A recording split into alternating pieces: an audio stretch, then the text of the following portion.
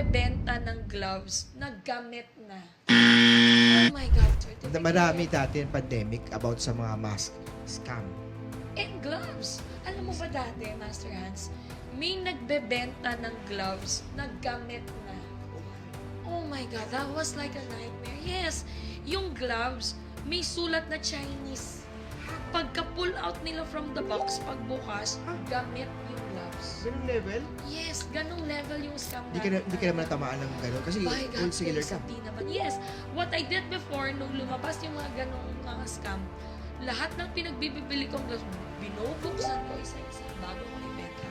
Kasi syempre, I was really, really particular with credibility. Sa best lang sila ka na doon. Yes. So sabi ko, lahat ng mga naging problema, binabalik namin. Wholesale ka kaya pala hindi ka pwedeng mag-free sample. Kasi free ito, sample ng konti, but because na involved kami, sometimes in the thousands